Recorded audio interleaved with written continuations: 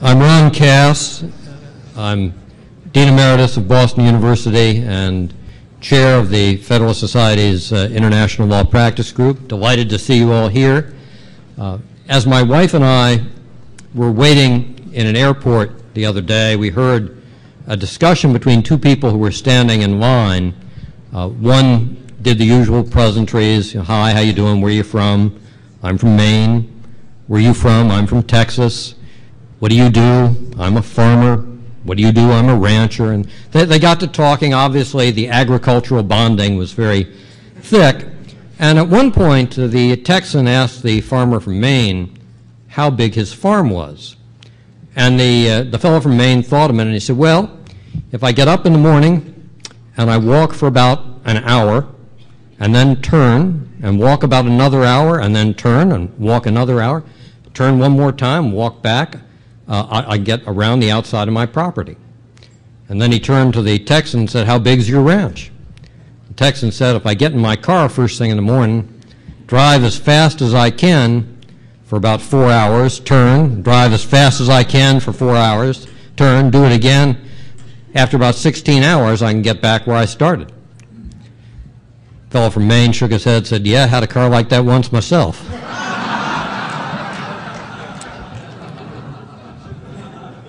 America is not only a country that is large and diverse with people who have different views and different attitudes in different parts of the country.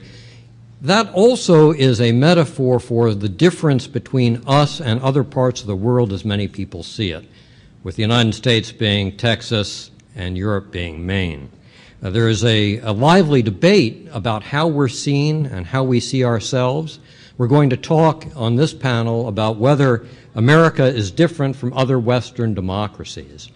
There are two threads that have always run through discussions of America. One is a thread of exceptionalism, of what's different about America.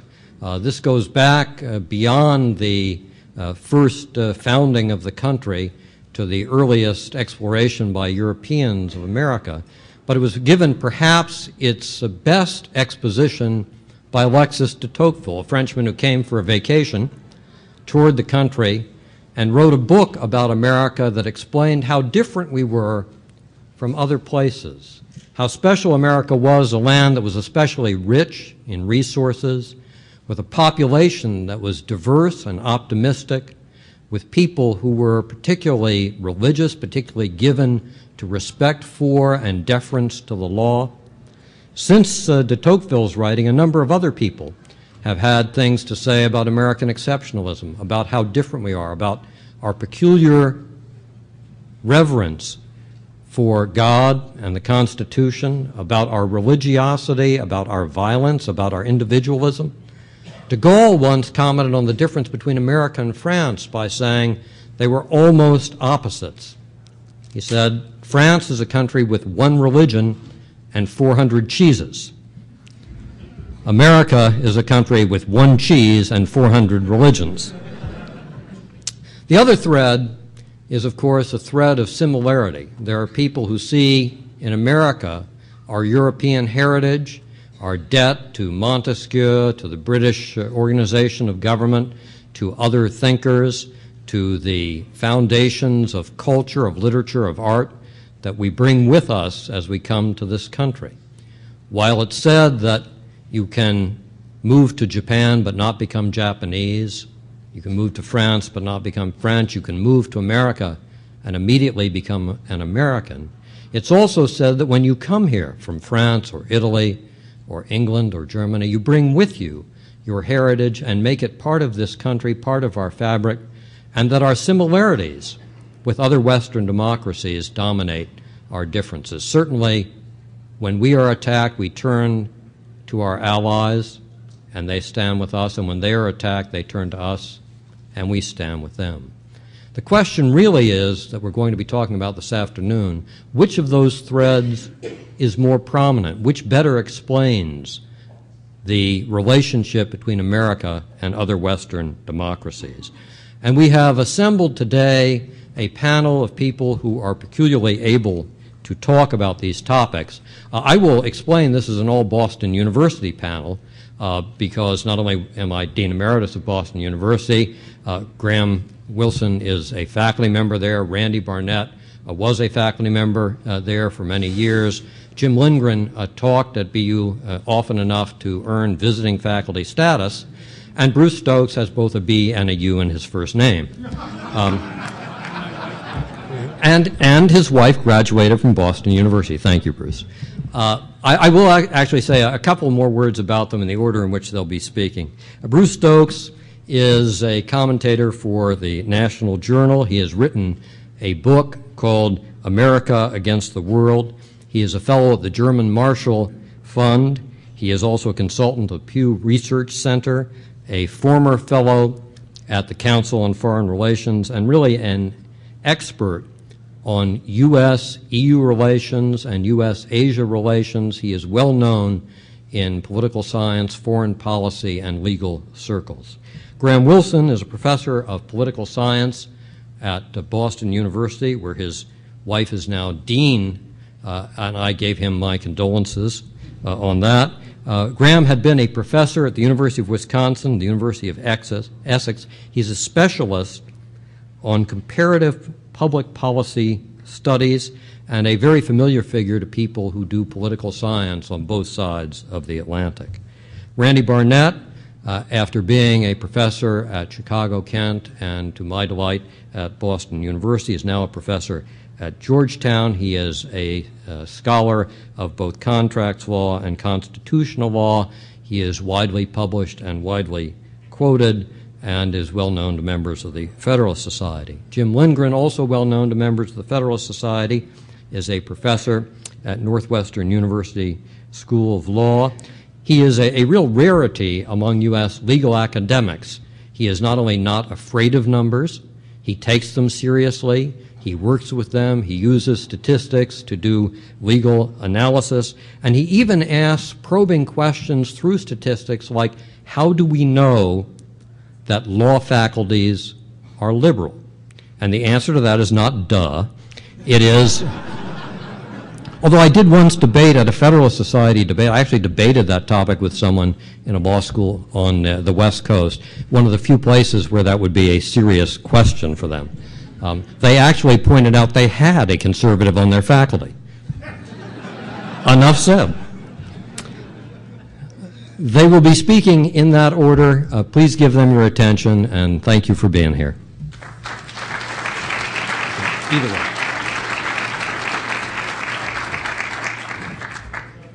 If it's okay with everyone, I'll just sit here, but if that's fine. Thank you, Ron. It's a pleasure to be here. As Ron mentioned, the data I'm going to use, and I'm going to do kind of the broad overview of this panel, is based on the Pew Global Attitude Survey, which takes place every year, 45 countries, about 45,000 people around the world. And that formed the basis of the book that Andy Kohut and I wrote called America Against the World, that tried to look at American exceptionalism, American values, and what roles those play in the anti-Americanism we see all over the world. And while I'm not going to talk about anti-Americanism, the thrust of the book was to look at American exceptionalism and to what extent there were certain values that were inherently American, and they are different from other values, especially in Western Europe, and there's not a whole lot we can do about them. They're just differences, and if they cause us problems, we have to live with it. There are also sets of values we identified that we thought were changeable over time. They kind of waxed and waned, and maybe different administrations, different eras in history could deal with those. And then there were some values that were misunderstood. So we'll talk about all of those. The answer to the question, is America different, I think is Ron's, to quote Ron, duh, of course we are. The question is, how does it matter, and is there anything that we can do about it? Or should we want to do anything about it? Americans, as Rudy Giuliani said in the previous session, are optimistic people by nature. This is a question we ask every so often. Do you think life's going to be better in the next 5 years? Americans tend to be more optimistic than folks in Western Europe. In answer to that question, we are also, it's interesting, if you apply that to various topics, we also ask Americans what they thought about the future, what would happen in the future. And everybody, it was remarkable how pessimistic people were about things that could happen in the future. There's going to be plagues, there's going to be economic recession, there's going to be global warming, but oh, by the way, we'll overcome it. There's a faith that Americans have that whatever the challenges we face, we can overcome them. Now, that faith is linked intimately to technology. Somebody will come up with some technology that will solve the problem. But the point is, we tend to, even when we believe that there are things that are going to go wrong in the future, our history, I think, has taught us to be optimistic. We are also remarkably patriotic compared to Europeans. Note that we are dramatically more patriotic than the French, which actually surprised me. But we are, and look how much more patriotic we are than the Germans. There may be some historical explanation for the Germans not wanting to say they're patriotic. But we are, I would say we are more patriotic than I expected us to be. We are also individualistic. That should come as no surprise to folks in the Federalist Society. This is an answer to our question, is success in life determined by forces outside our control, or is success in life under our own control? And basically, Americans think that success in life is determined by what we do for ourselves. Folks in Europe tend to believe that it's forces beyond their control. So it's a fundamental difference. And what's interesting about this, I don't have the historical data up there, that we asked this question in 1990, right at the time of the changes in Europe. We asked it again in 2002 and then in 2007. And between 1990 and 2002, there was a narrowing of the differences across the Atlantic. We thought, oh, the Europeans are becoming more like the Americans on this issue. Isn't that interesting? In fact, it's widened again in the last 5 years. So there seems to be definite differences here about fate, basically. We oppose the state helping those who can't help themselves. The question was, should the state take care of the very poor who cannot take care of themselves?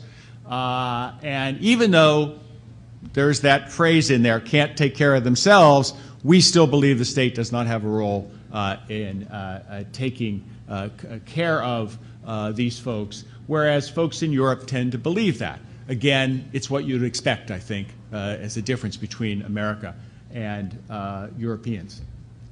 We are firm believers in markets, as you might imagine, although I would point out to you, it's not as stark as we might believe.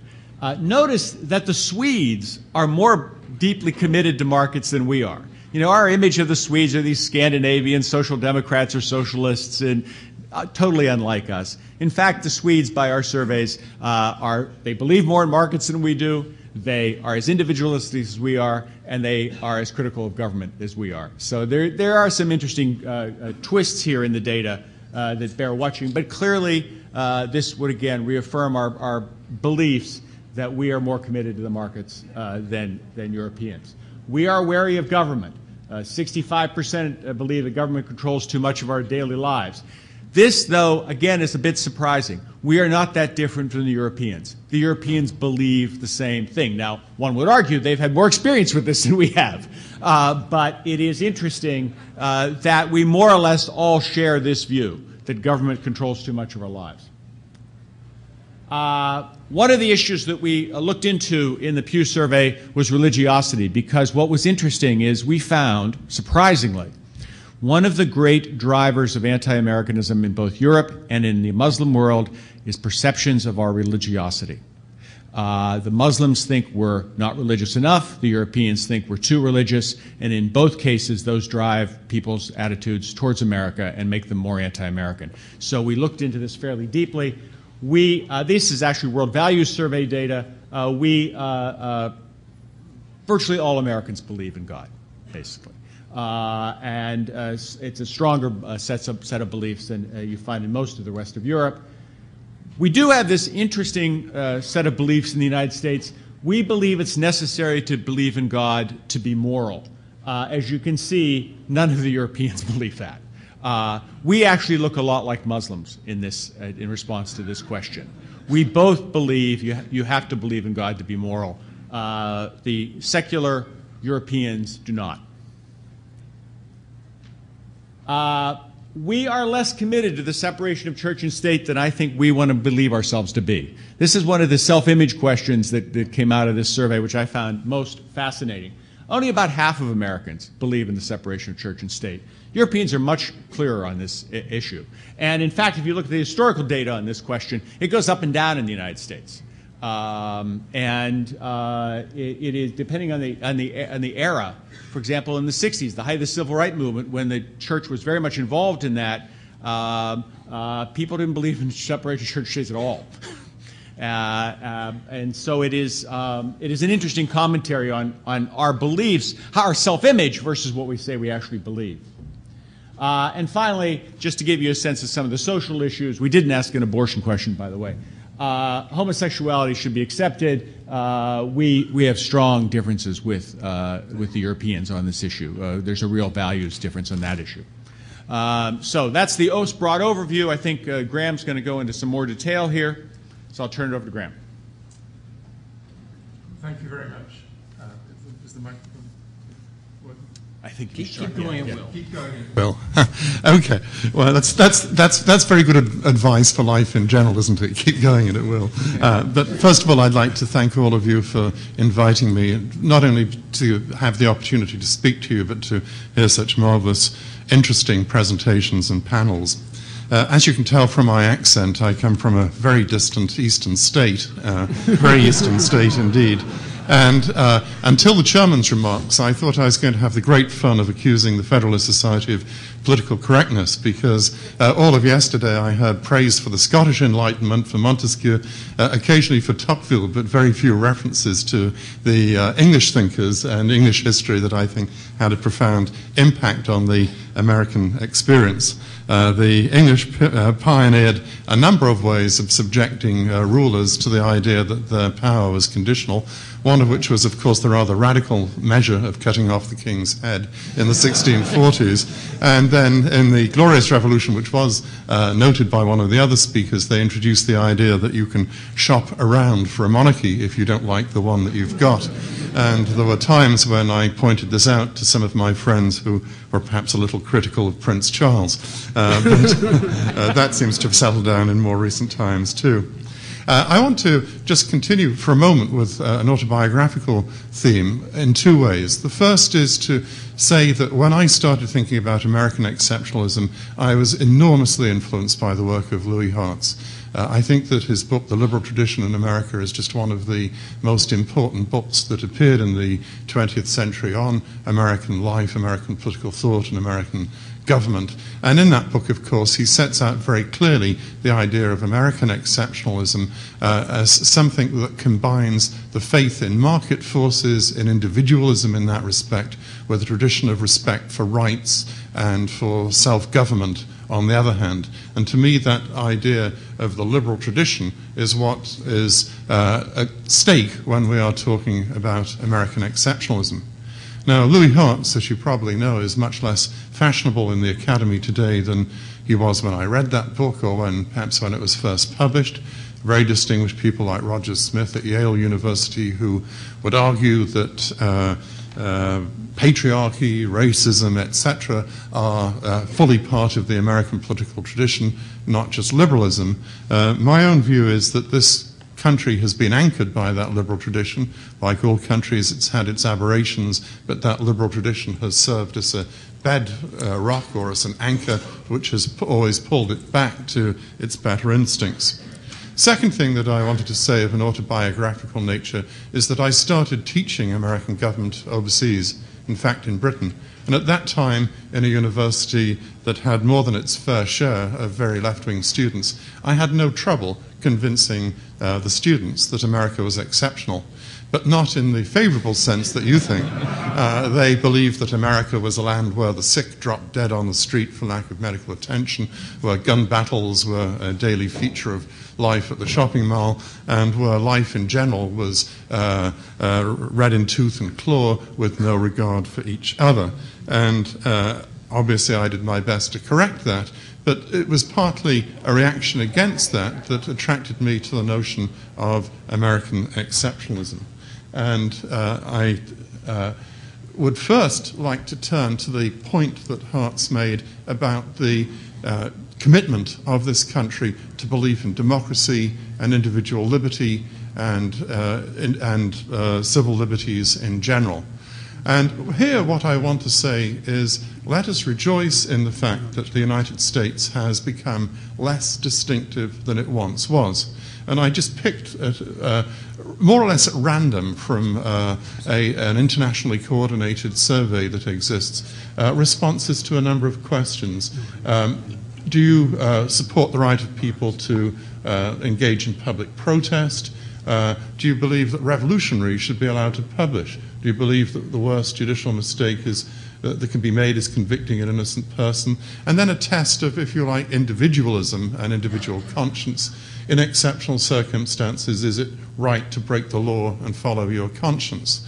And what I'm sort of particularly intrigued by in this respect are those countries which 60, 70 years ago we would have regarded as very dubious places where democracy was unlikely to take root.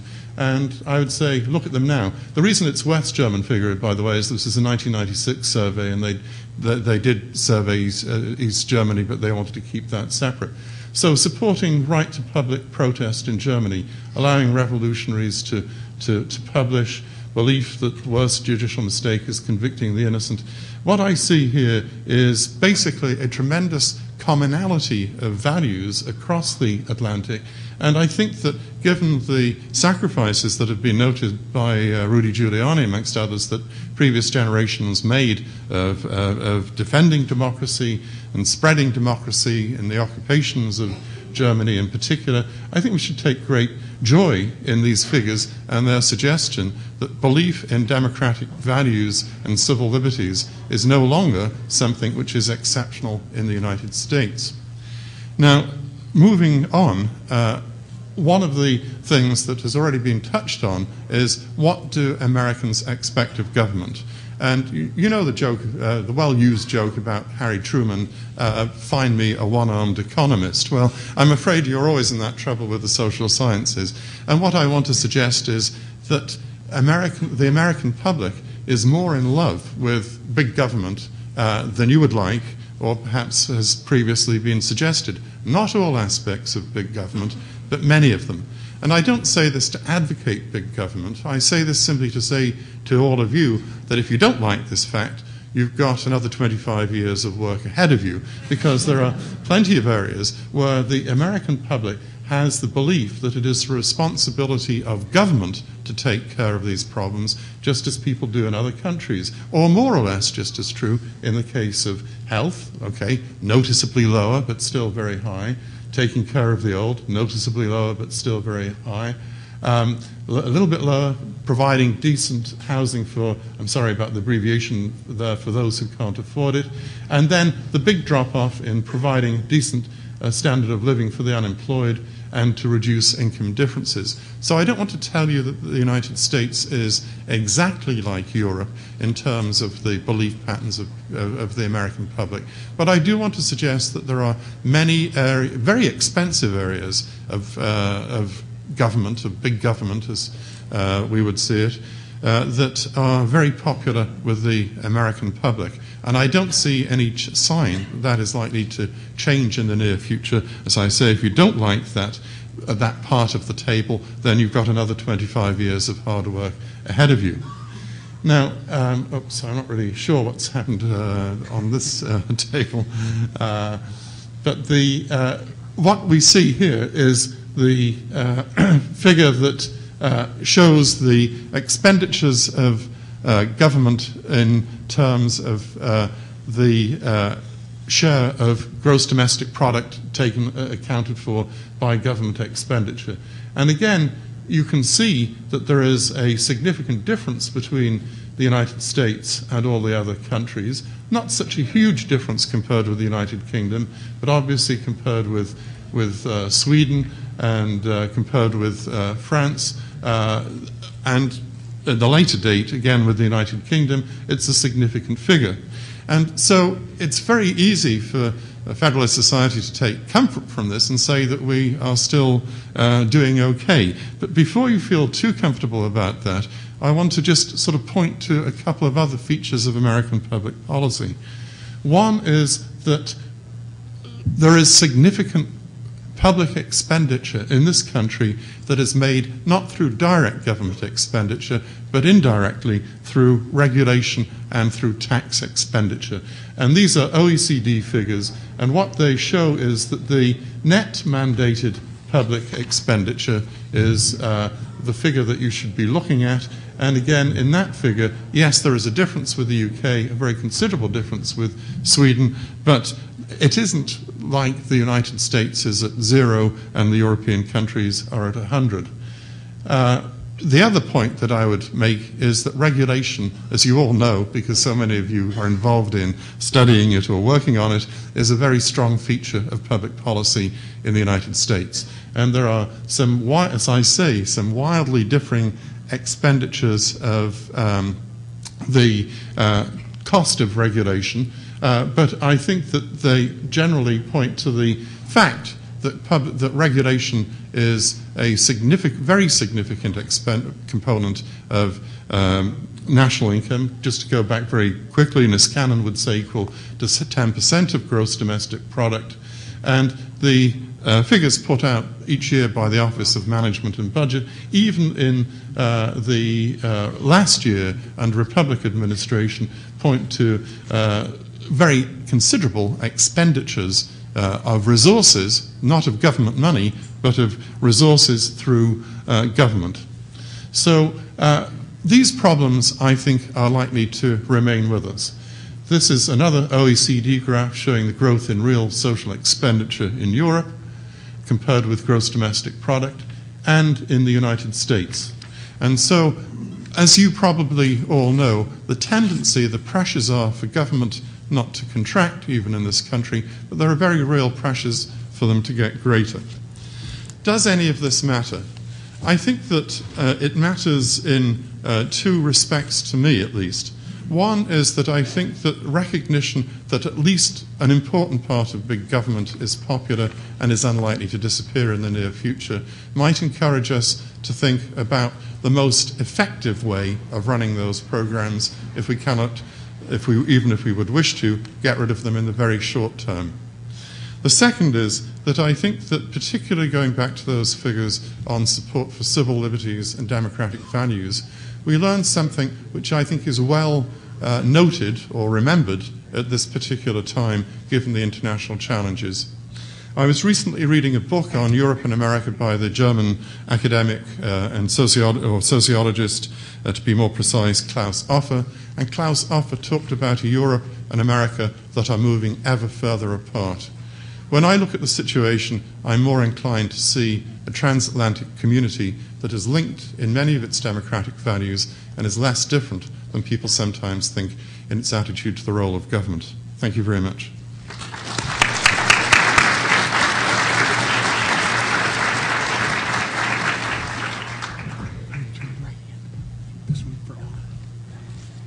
I have to wait for the mic. Oh, the mic's on. Well, this is the non-PowerPoint part of the presentation today. For those of you who love PowerPoint, you're about to get one more after me.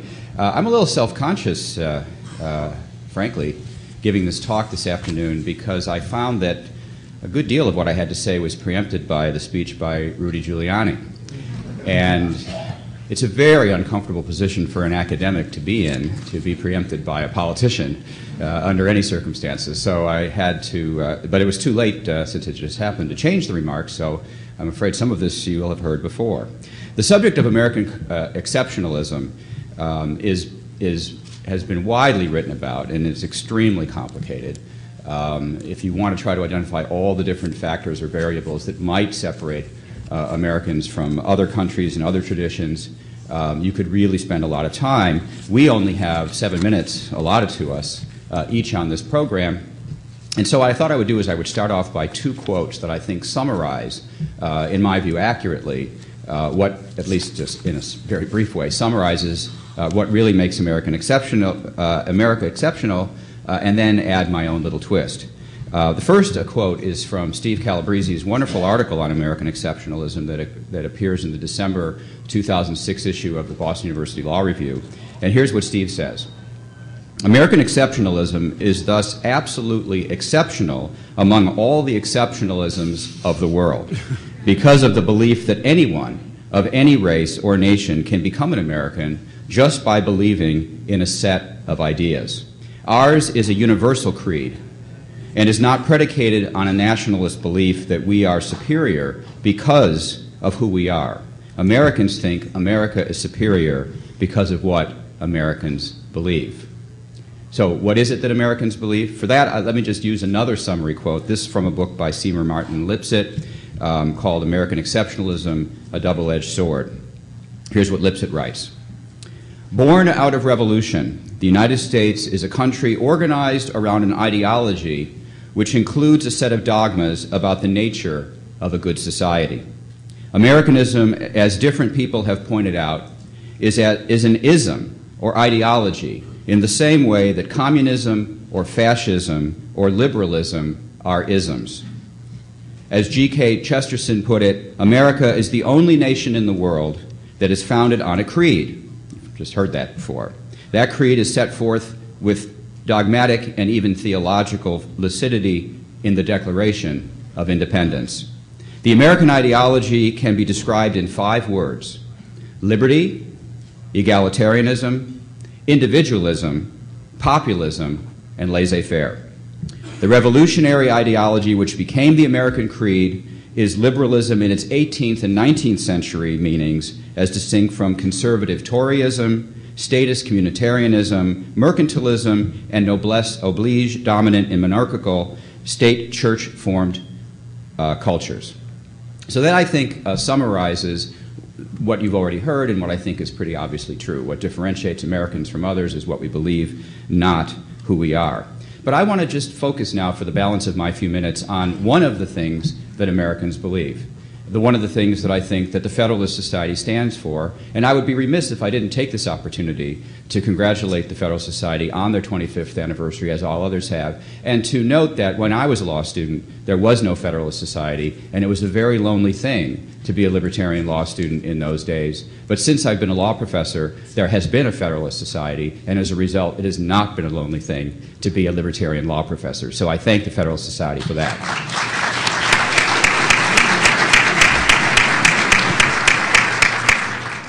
The creed that I'm going to talk about, the aspect that I'm going to talk about, I think is a central creed of the Federalist Society, and it has, as I'm going to just parse it today, 4 parts.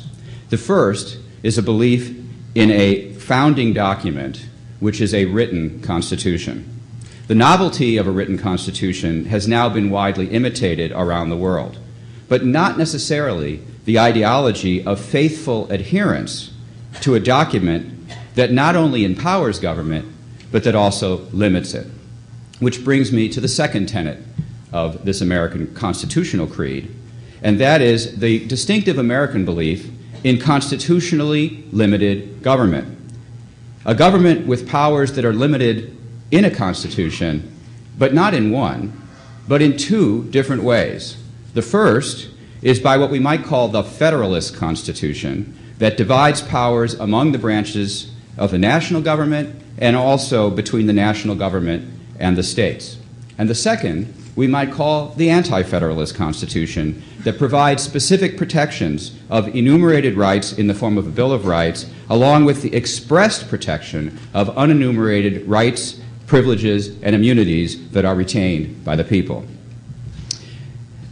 The fourth aspect of this American constitutional creed is that the fact that these limits on governmental powers are put in writing invites the legal enforcement of these limits by an independent judiciary, but not only by an independent judiciary, but also the invocation of these limits, as we saw this morning from Senator McConnell, by members of the Congress, by the executive branch, and by state governments, as well as by the people themselves. Because these limits are placed in writing, we can litigate their limits, but we also can affirm them with other sources of governmental power or within other sources of the government. But now I want to emphasize and conclude by emphasizing a fourth characteristic of the American constitutional creed, as it has been defined in our 200-year-old Constitution. And I think this is one that sometimes gets lost. And that is, it's the anti-democratic nature of our Republican form of government that is defined by the Constitution. What my friend Sandy Levinson of the University of Texas has called in his new book, our undemocratic Constitution. In my view, if there is one constitutional feature that has preserved the United States as an exception to the various ideological trends of the rest of the world, it is this. The written Constitution, our written Constitution, established a peculiar system of rule by institutions that were to be checked by popular forces, but that popular forces themselves did not claim the right to rule directly. By design, the Constitution and state legislatures are not the people, and those who seek to locate the people in Congress or legislatures, which I think some Federalists sometimes do, make a big mistake about the nature of American constitutionalism. Elections serve as a popular check on governmental power, and apart from state referenda, which itself serves as a check on legislative power, the people here do not rule directly. Because no one in government can claim to speak for the people, not the president, unlike various dictatorships, or the Congress, unlike various parliamentary systems that dominate the rest of the world. The separation of people and state is what is protected by the Constitution. The separation of people and state. This separation, like the separation of church and state, provides the space for the rest of the American ideology of classical liberalism to survive, whereas the rest of the world's democratic regimes are far more susceptible to capture by interests, but also by the ideological fashions of the day. In my view, the separation of people and state has served America well. Here the people do not purport to rule. Here the people are empowered to check those who do rule and never to completely identify with their rulers. Now, to anticipate tomorrow's panel, that our form of government substantially differs from those of other Western democracies is a very good reason why our Constitution should not be interpreted to import the constitutional law of other countries. The sad thing is that when American intellectuals are called to advise other countries on democracy, they are self-conscious and embarrassed to promote the Republican form of government that has prevailed here, the Republican form of government that has made America exceptional. Instead, they largely bemoan the undemocratic nature of our system of governments and largely endorse European-style parliamentary systems. For I think it's quite true that our intellectual class worships democracies in Europe. And if I didn't think that was true before I joined the faculty of Georgetown, I certainly know it's true today.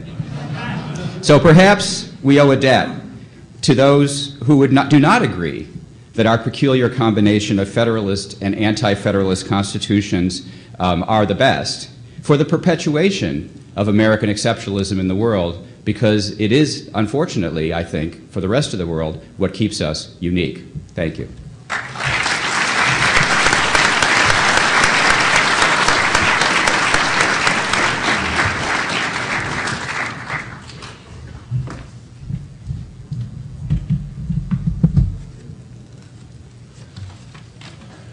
Okay, let's have some fun with numbers here. And it's having been a former colleague of Randy's and a good friend, it's always good to hear him again. I'd like to first say that I'm happy to be speaking on a diverse panel at the organization that's more committed to intellectual diversity than any other organization in the public sphere in America today. Now, the crowd isn't always as diverse, but the panels are more diverse than any other organization that I've seen. And for someone who studies viewpoint diversity, that's a great thing to be happy about here. Okay, now I'm going to show you some tables and I'm looking at the issue of immigrants. What do they believe? And let's see if we have a pointer here. Do we have a? It doesn't. It's that? Okay. So This is general social survey data, which is done at NORC at Chicago. They have the highest response rates of any surveys around, about 70% response rate. Typical opinion poll gets about 20%. Pew data, which Bruce has used, it usually gets much better than that, but still, I've heard anyways, in the range of around 30%. This is a question that looked at whether both parents were born in the U.S. or one parent born in the U.S. or both parents foreign born, and this whether you were born in the U.S. or an immigrant. And I'm only going to talk about a few issues that are different, or at least show you charts about them. And this one's on women's roles. This is one way where their immigrants are different from native-born Americans and those who are at least second or third generation Americans. If both parents are foreign born, you tend to think that men should work outside the home, women should take care of the home. And if you're born in the U.S., you'd agree with that only 37% of the time. If you're an immigrant, you'd agree with that 48% of the time. Let's see here. Similarly, a belief that children suffer if mother works outside the home. If both parents are born in the U.S., you get 41% believe that. If both parents are foreign born, 55%.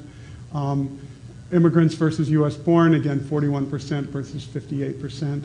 So that's pretty consistent traditional views of women. You find the same things in questions on women in politics, for example. Then there was a series of questions that have been asked about what's most important for a child to learn. And this one's, and among the 5 questions, 5 answers that were possible, they were asked to rank, were to teach the child to learn to think for oneself, for him or herself. And when both parents are born in the U.S., there's it's 49%. It's most rated that number 1, and for foreign born only 34%, and born in the U.S. again 49% versus 32%. So that's consistent. So what did they rank first? Well. If you were born in the U.S., 19% of the time you listed most important for a child to learn to work hard, while immigrants, 26% were likely to do that. We see the same pattern here for parents, for both born in the U.S., 19%, both parents foreign born, 26%. Now, most of the issues we looked at, there's some differences between Hispanic immigrants and non-Hispanic immigrants. This is one in which there was a big difference. Other immigrants, non-Hispanic immigrants, 30% said it was listed at first, and Hispanic immigrants only 18%. But that may suggest that Hispanics are different than other immigrants, but they're more like native-born Americans than are other immigrants on this one. I'm not sure whether that's a positive or negative thing, but nonetheless, they are. And one of the last things for becoming fully American is to be somewhat suspicious of immigrants, at least today. And so when you've been completely assimilated,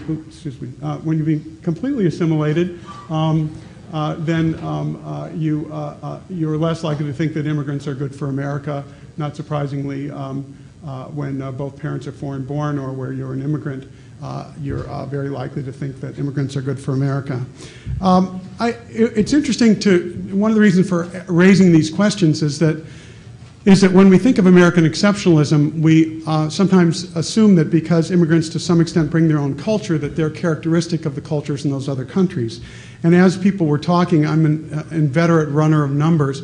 I was running numbers on some of the issues that they were raising to look at it. And for example, on religiosity, for example, the question, your view on God, and those who gave the strongest view, which was no God exists, immigrants, 67% said no, they know God exists, while only 62% of non-immigrants. So it was even higher among the immigrants. But when you broke it down, it was 77% for Hispanic immigrants and 57% for non-Hispanic immigrants. So there wasn't a big difference between non-Hispanic immigrants and native-born Americans, though there was some, and it was in the direction that Bruce's work would suggest. But overall immigrants, when you take into account Hispanic immigrants, are actually more religious. Questions about a life meaningful because God exists, virtually the same answers between immigrants and non-immigrants. Prayer in schools, there are some differences. U.S.-born respondents are moderately more likely to support prayer in the schools.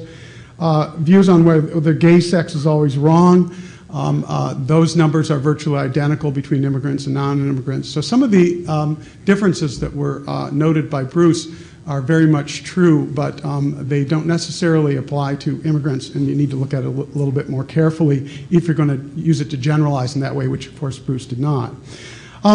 I'd like to echo some of the comments about other exceptionalisms, and one of them that Ron mentioned was Texas versus Maine. And I guess I'm throwing out ideas for future conferences or books or seminars or whatever. But one is to do something on northeastern exceptionalism. Those of us who are social scientists tend to always learn. You have to take account of southern exceptionalism. You have to make sure that you've looked to see how whether you're just conflating something for the South. Well, when I've looked at data, I find that northeastern exceptionalism is almost as strong, and in some areas stronger than southern exceptionalism, and I think it has almost more influence on our life, and it would be interesting to study that. Now, another kind of exceptionalism, and one that I study a lot, is liberal conservative, Republican Democratic. And not looking at data can get you into trouble on this, and we had an example just this week. I was going to plant somebody in the audience to ask me a question about this, but my friends who are Hillary Clinton supporters, I didn't see any in the audience, so I wasn't able to rope anyone who would plant a question for me. But one of the issues that came up this week was a statement which Howard Dean, who's the head of the Democratic Party, made, which is there are fundamental differences between the Republican Party and the Democratic Party. The Democratic Party believes that everybody in this room ought to be comfortable being an American Jew, not just an American, and there are no bars to heaven for anybody. This is a statement made to a Jewish group. Unfortunately, the data don't support him very well. It depends a bit on how you slice things, but if you look at whether Democrats or Republicans think that Jews can go to heaven, it turns out that Democrats are less likely to think that Jews can go to heaven. But the group that's more likely they're more likely to think can go to heaven is Muslims. So one would suggest that perhaps if he had actually disclosed the position of rank and file Democrats to the Jewish group that he was speaking to, they would not necessarily have found it as congenial as his remarks were intended to be. And it does suggest why you need to look at the data. Often when you read the news or watch the news, you get an impression of what's going on in the world that's at odds with what happens when people are asked about it or asked their own opinions in private. They often differ quite substantially. Thank you.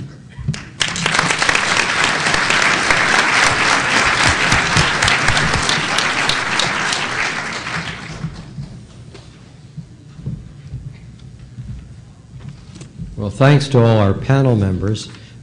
We have a lot of different views expressed. By the way, Jim, on the question of can Jews go to heaven, some people thought the question was should they go now?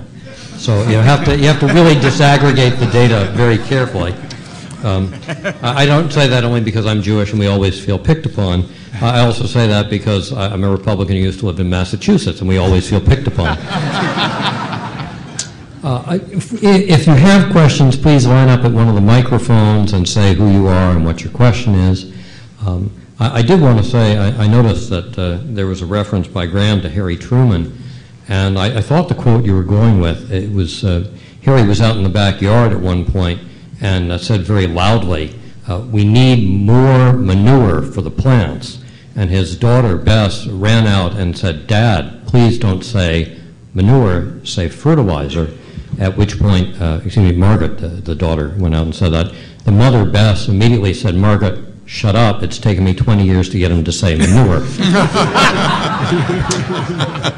You have the first question. Does this mic need to warm up too? Oh, here we go. You have to have optimism that the microphones will work.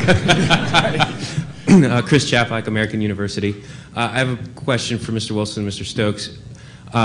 Some of the data on your presentation between the U.S. and Britain tracked more for them being more alike, and some of it tracked for them being very divergent.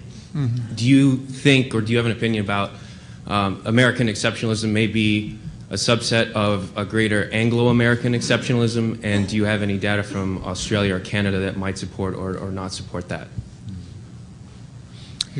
Well, some of our data on Canada suggests on a number of these issues, I didn't put Canada on there just for space reasons, that we looked a lot like the Canadians in terms of optimism in some individualism issues.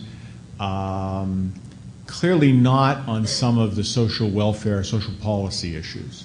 They look more like Europeans in that Northern Europeans in that regard. You're right about the similarity, and I noticed that there were some differences. I mean, let's face it, polling is not science; it's art. So one has to bear that in mind, that this is not going to be perfect. But what I've found interesting is areas, sometimes you do find where there's real similarity with our views with the Brits, and then there's some dissimilarity. And I guess what has struck me most is the decline in support for the United States in Britain over the last few years. I mean, if this is what our strongest ally believes and thinks about us, then we're in real trouble, because there's some of the sharpest fall off since 2002 in support for the United States has been in Britain. I think that in general the British float somewhere between the United States and Europe, but I think as geographically they are in many respects more like the rest of Europe than where there is a difference with the United States.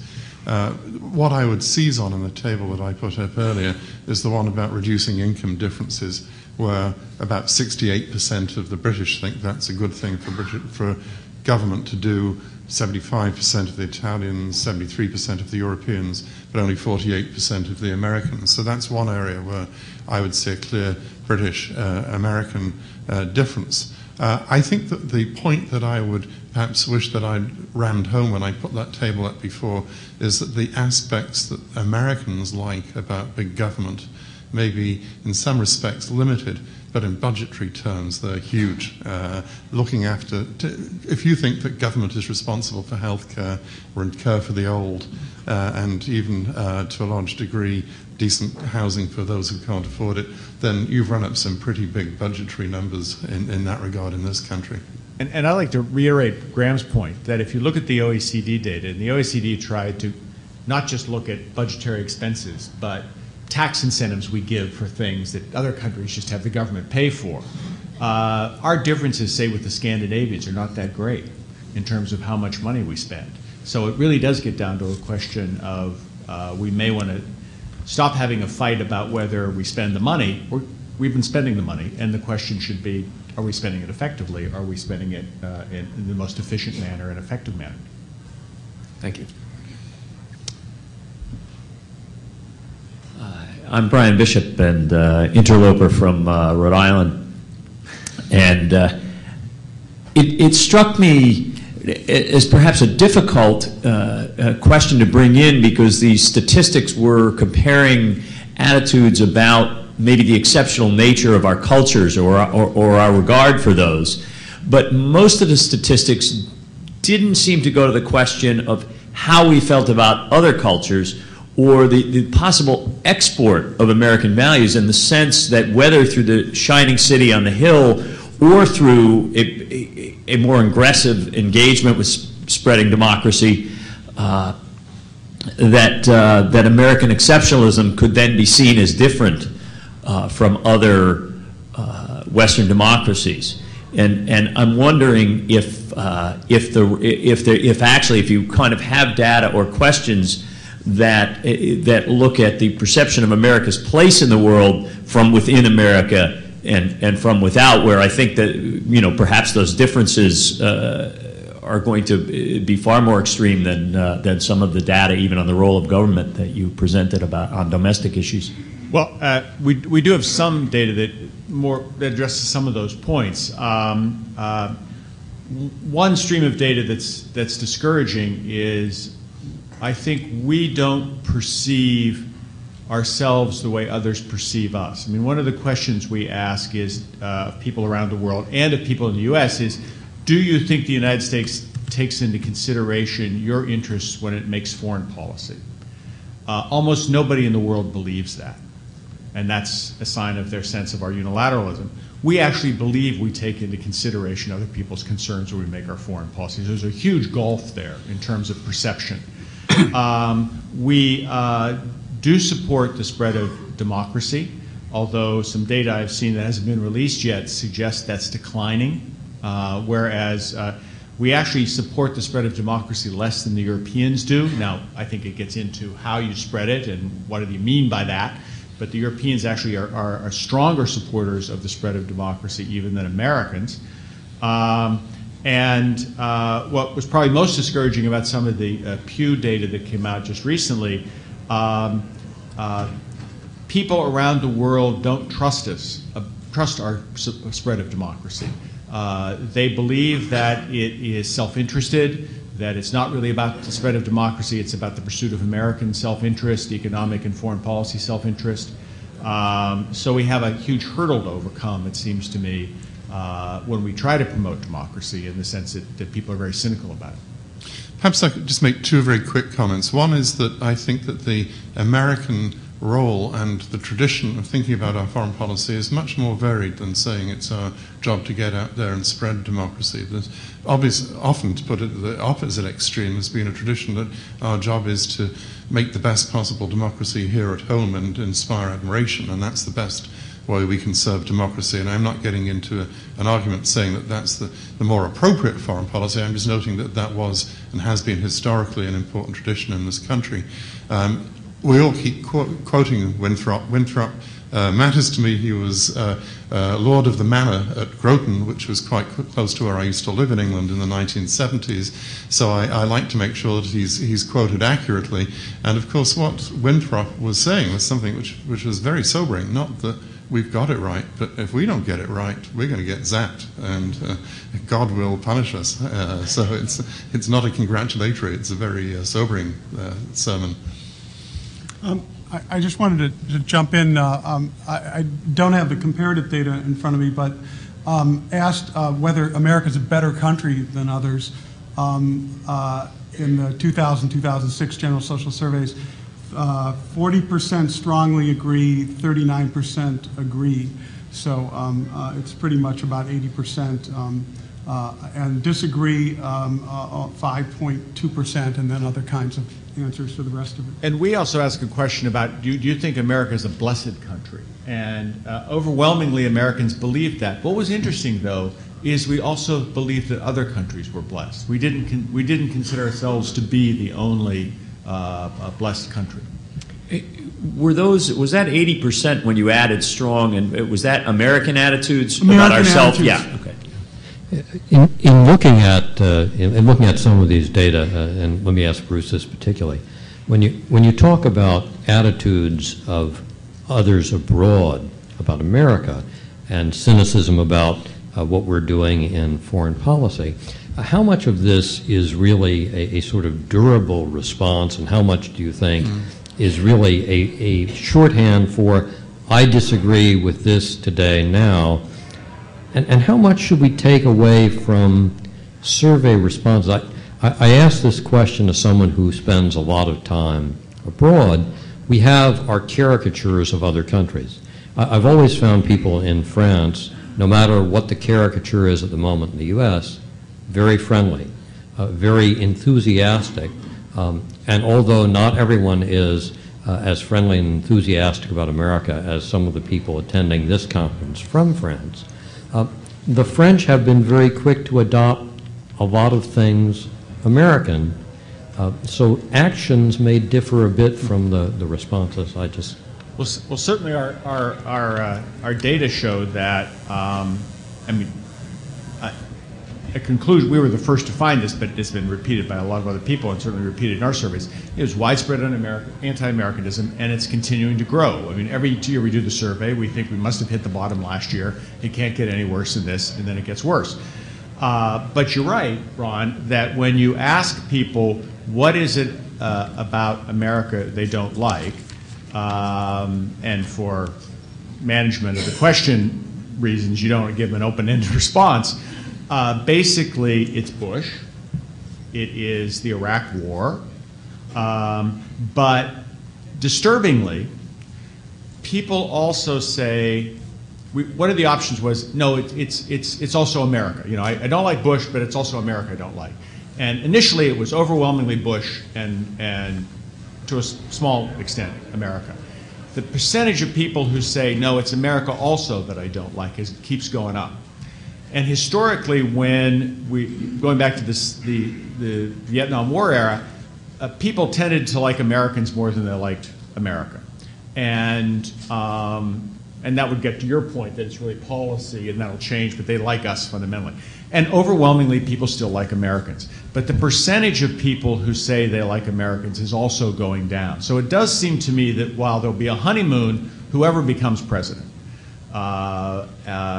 because it's anybody but Bush, it does seem to me that honeymoon will be fairly short, in part because some of these underlying policies are not going to really change no matter who's president.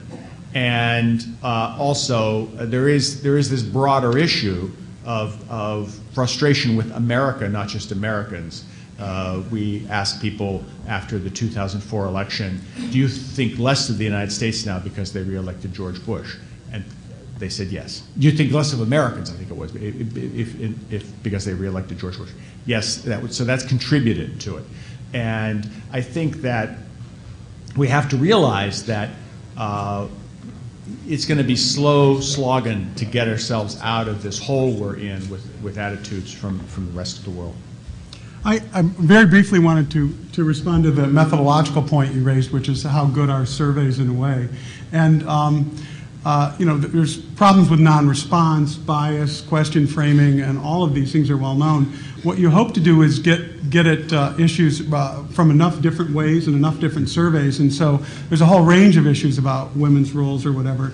And so, for example, the kind of question that I distrusted because of question framing was the one about separation of church and state. It's one of the reasons why I mentioned prayer. Because that's a more meaningful, it's like asking whether people are in favor of free speech, but then saying, should a racist be allowed to speak in your community? And a lot of people will say yes, they believe in free speech, but no for particular speech that they disapprove of. And I think the same thing with separation of church and state, it's kind of abstract. It's better to ask them about things that might violate it. And this comes up particularly in abortion polling, where the majority, if you ask them, do they want Roe versus Wade overruled, it's pretty overwhelming they do not. But then, and abortion support for certain kinds of abortion, like if the child has a defect in prenatal diagnosis, they strongly support abortion in that situation, for example, in addition to rape and so forth. But if someone just has too many children they don't want anymore, they don't. About only 40% support abortion in that situation. So when you actually give the facts that would give rise to support under Roe, a majority don't support Roe, even though they do support, even though when asked about Roe, they don't want it overruled. I mean, that's why I said that I think that it's an art, not a science. Because, for example, and one of the things I do is a lot of polling data on trade. If you ask Americans if they believe in free trade, they've all drunk the Kool-Aid. 3/5 of them say, yes, I believe in trade, in theory. But if you ask them, you know, should we have higher tariffs on steel to protect steelworker jobs, about 3/5 of them say they do that. You know, people hold these contradictory views, and a lot of it depends on how specific the question is. Yes. Mark Scarberry, Pepperdine Law School. I'm wondering, outside of Britain, do Europeans see us as being exceptional, perhaps in being unnuanced or perhaps somewhat primitive in our political views, that we're willing to divide into two parties and have a two-party system? And perhaps this relates to Randy's point. What's the relationship between exceptionalism in our form of government and that two-party system? Are we exceptional in being willing to divide into two parties? Or do we divide into two parties because of our exceptional Constitution? And perhaps this plays some into the question, how exportable is our Constitution, perhaps to people who don't want to divide in that way or would not divide in that way? Well, I do think the two-party system, as it has developed, not actually in the original Constitution, but as it developed in the Jacksonian period, well, the Jefferson and then originally the Jacksonian period, does separate us from parliamentary systems that have multi-party systems. And I think that is an advantage that Americans have. I don't think it's because we have a different take on ideology. I think that the idea is that we form political parties that are coalition parties, and then the position of the party is dictated by the coalition, rather than forming coalition governments from amongst minority parties within a parliamentary system. And that does lead to more middle-of-the-road policies and less pandering to extremism in the United States, just because to get past 51% in the party, you have to appeal to the middle, as opposed to individual parties in a parliamentary system that have to appeal only to their particular constituents, and then somehow down the road you have to form a majority. So my answer would be, I think it's our structure of government as it has evolved, not even in the original Constitution, that is in part responsible for this exceptionalism, not something that starts with us. I think that the coalition system of government provides for a lot of checking of power.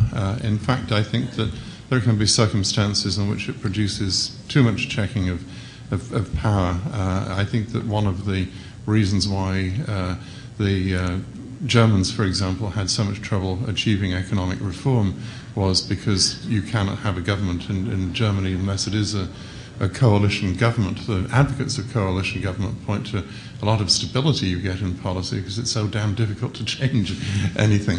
But I think that one of the points that comes out of this very interesting question is that political systems achieve a certain fragmentation of power in different ways, some institutional, some through party systems, but there are relatively few long-lasting democracies that have embraced a very strong, unchecked concentration of power. We have a question in the back microphone. It'll be on in a moment. I'll just shout.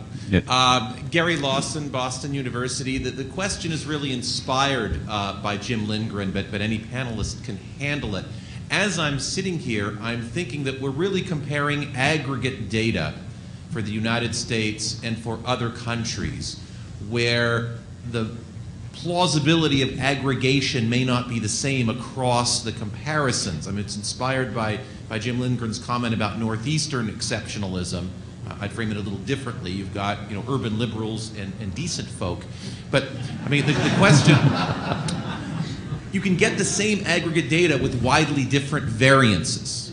So I think it would be interesting to know whether the variance in the responses by region, by any other division that you could find, is likely to be greater in the United States than in other countries. Because if you've got more variance over here, similarities in aggregation don't actually tell you the full story. I mean, I don't know if that's coherent, but Jim, do you have any handle on that?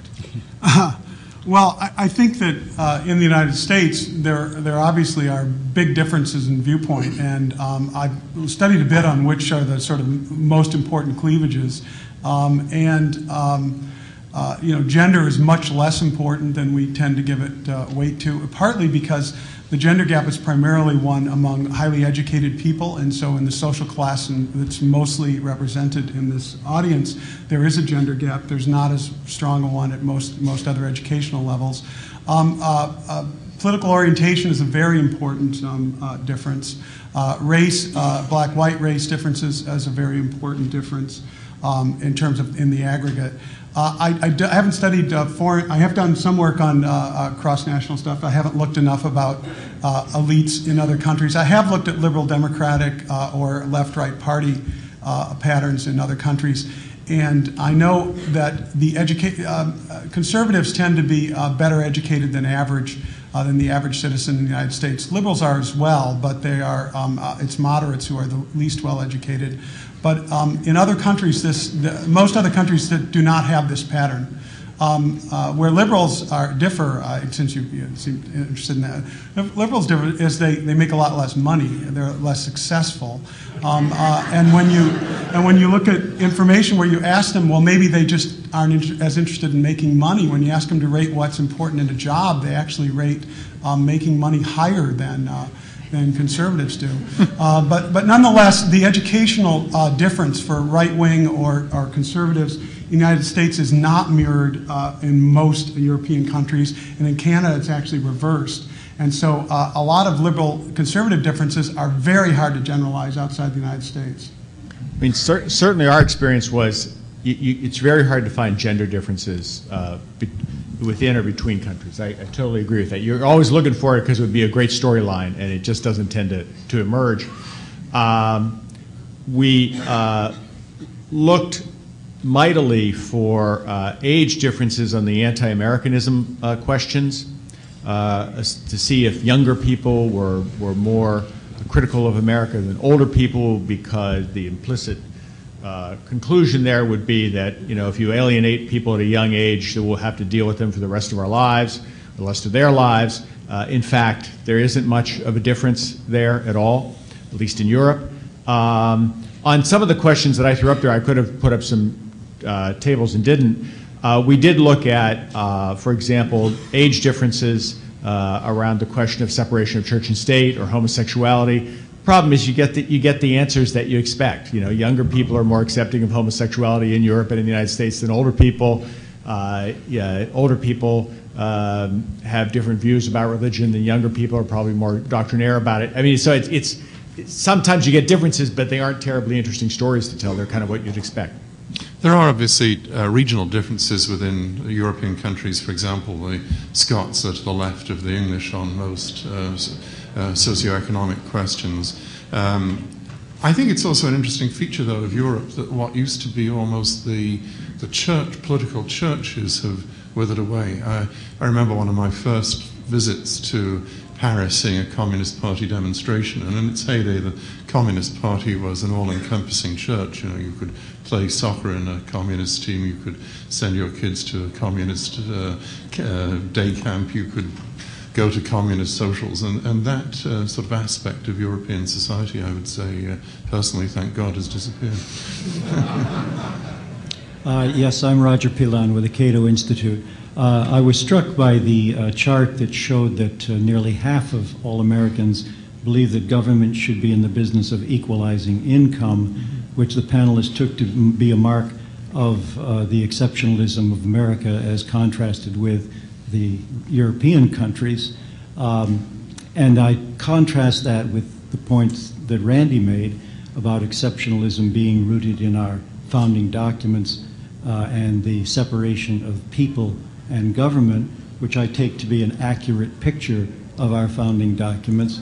And the contrast suggested to me that the American people really don't understand their system of government if they believe that the purpose of government, half of them believe that it is to equalize income. And so I'm wondering how long American exceptionalism may last under this dissonance. Someone may wish to comment on that. Well, I would just like to say very quickly that the differences between the United States and Western Europe today, excuse me, are as nothing compared with the differences between the United States of today and, shall we say, 1900. And I think that perspective of trying to make comparisons over time in American history as well as between one country and another is a very valid exercise. Yeah, I've been trying to figure out a way to make this point without sounding flippant about it. But I go to, when I teach in Europe every summer, I speak with European students all the time. There is a marked difference in attitudes I find from Eastern European countries than there is students from Western European countries. But there's somewhat, I mean, the sort of attitude I get is sort of like the anecdotal evidence that Graham was talking about when he first started teaching this in England, and that is that many Europeans think they're exceptional. They think they're morally superior to Americans. They think Americans are cowboys and Americans are simplistic and Americans see the world in black and white and all this sort of thing. And I hate to disabuse them of this when I go over there, but I basically say there's really no position that I've ever heard a Western European advocate that I haven't heard here in the United States. But it's being advocated by one of the two political parties that we have over here. I don't think the Europeans' political approach is any more sophisticated than the Democratic Party's approach to various public policy matters are here. And therefore, it doesn't surprise me that when you have a long period of Republican rule or Republican administrations, that Europeans who have this attitude are going to look worse upon America, and then when a wonderful president like Bill Clinton becomes the president, Europeans are going to be much more, Western Europeans with this attitude of European exceptionalism are going to have a much more favorable attitude. I think this speaks as much for European attitudes as it does for American attitudes. I think we have time to get one more question in. Thank you. My name is Christian Svanberg. I'm actually a Danish lawyer. I work at the Ministry of Justice in Denmark, but I'm here doing an LLM at the University of Pennsylvania. And I just wanted to offer maybe a ray of hope to explain some of these numbers, because the thing I'm thinking about is how many of these people you're asking in these surveys about America, how they view America, have actually been here. And like I've experienced so many times in Europe that there's people who say, oh, America does this and this and this, I'm never going there. I'm not visiting them. And then you're like, well, that's just only going to make it even worse. So where are they getting their information from? Well, from the media. And if you think you have a problem with liberal media over here, try reading a Danish newspaper. Oh, you can't, but you should try.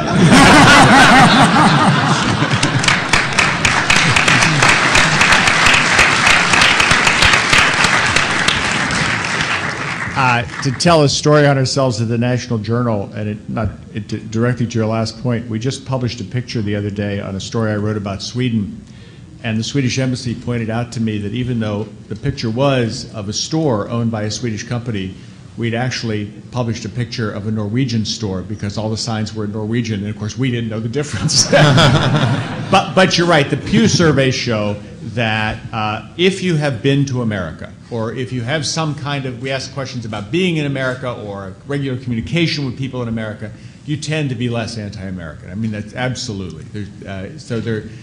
Familiarity does not breed contempt. And the British are coming here by the thousands saying, it's so cheap. and we welcome you here. Let me thank the panel for a well-done job.